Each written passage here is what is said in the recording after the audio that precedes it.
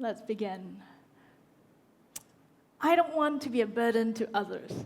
As collectivistic as Asians are, as much as we would like to see ourselves as part of the pack, we see our troubles as like something that should be hidden away, right? So someone could be going through a really difficult time. The passing away of a loved one, the loss of a job, a traumatic experience, and they will say, it should be okay lah, it should be okay. Don't worry, okay? But, okay, so you don't want me to be burdened by your problems, but what if I was going through a difficult time, and I gave you the same reason? What do you say?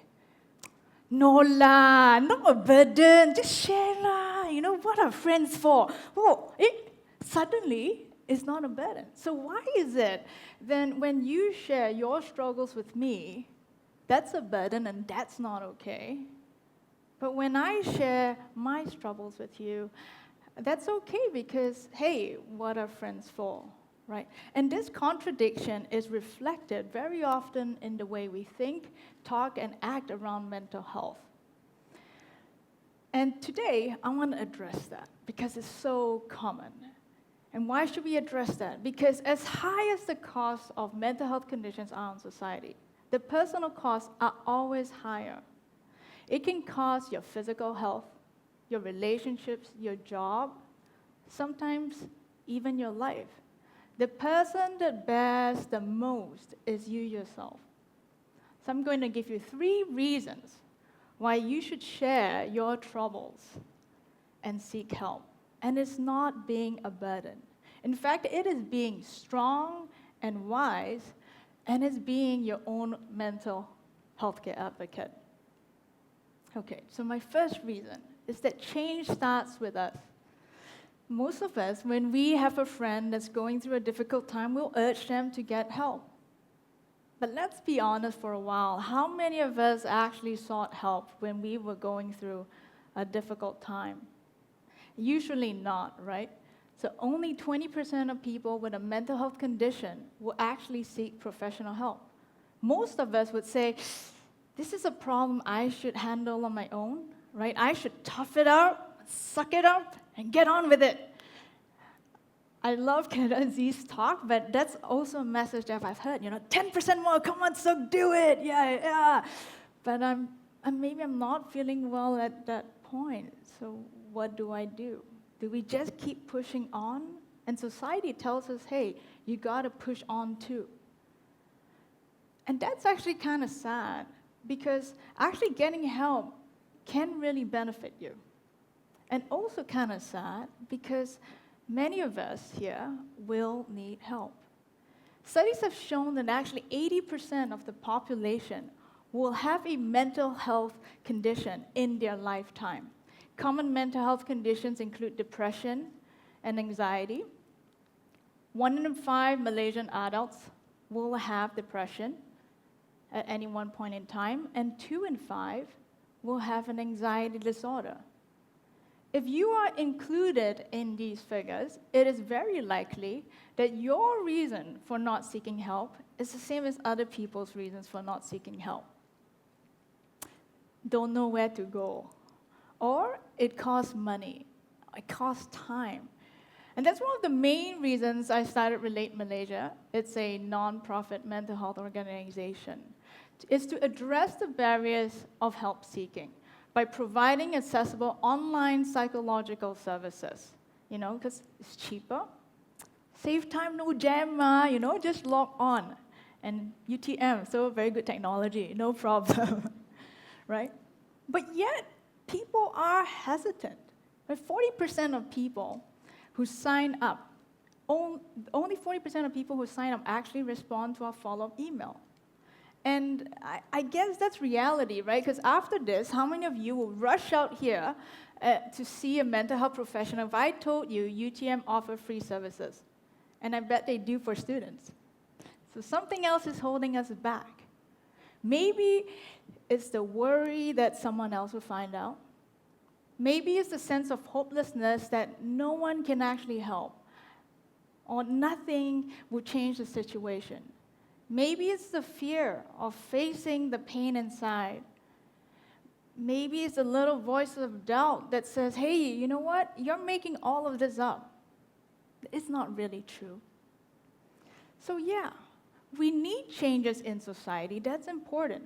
We need systematic changes to decrease the barriers to help seeking. We need insurance plans that actually offer effective coverage for mental health services. We need legislation that protect the rights of people with mental health conditions. We need more mental health professionals to meet the needs of community. And we need more public health campaigns to increase mental health literacy.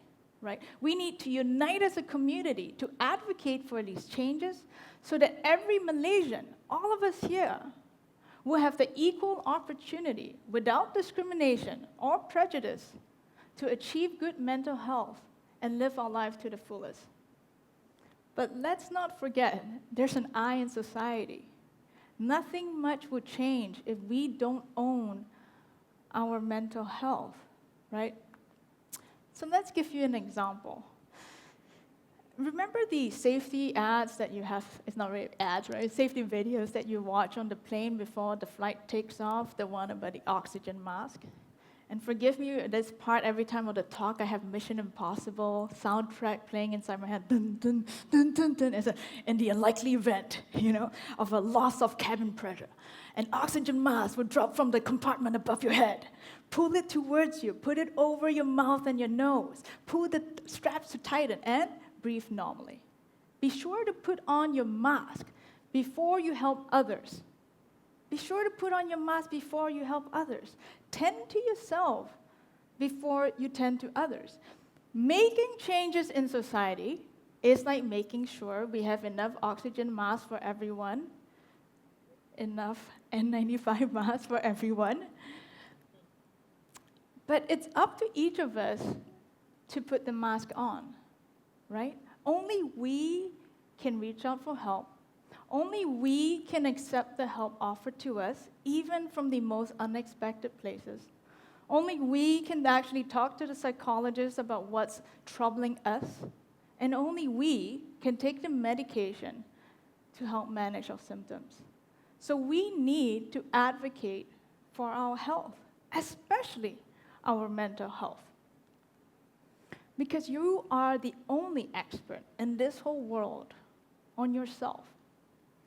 So despite 1 in 5 adults having depression at any one point in time, 30 to 50% of people are not identified in primary health care. And this happened to me when I was struggling and depressed. It took months before I could finally do what I needed to do. And at some point, I saw a general practitioner, GP, at a local clinic. I gave him a detailed history of my mental health, and he gave me an hour lecture on the importance of forgiveness and told me to take ginkgo pills, an herbal remedy, supposedly to help me focus and concentrate better. Guys, I'm a clinical psychologist. I knew he was wrong. But my protest grew weaker and weaker as he just kept going on and on. And eventually, I just gave up. Because he was so adamant I was okay. And I left his office feeling discouraged, embarrassed. Because if he didn't believe me, who would? And so I started to doubt even my own symptoms and the pain inside.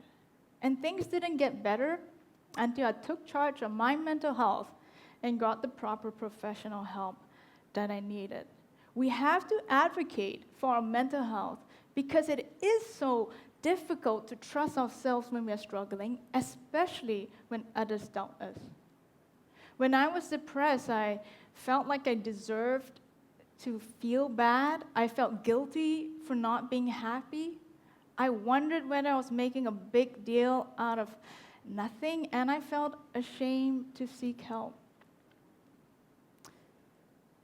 So if any of you, if something you don't feel like quite yourself, if you've been feeling low or irritable, you've lost interest or pleasure in the things that you usually do, you're appetite has changed, your sleep is disrupted, your energy is low and you're tired all the time.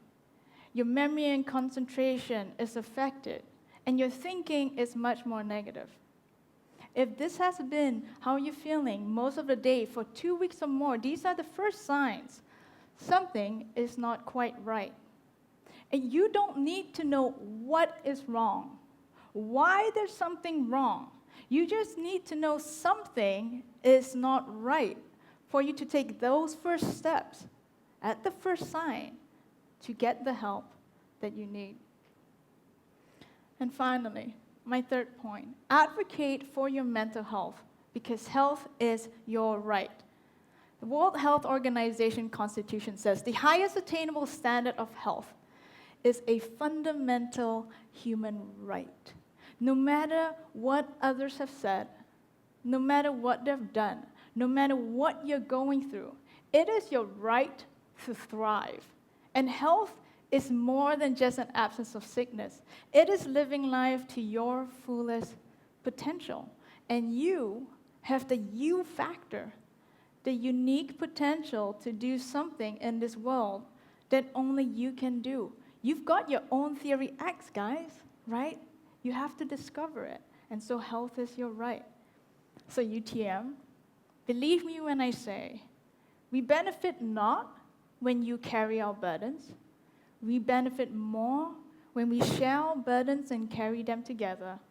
And we benefit the most when you and I advocate for our mental health. Thank you.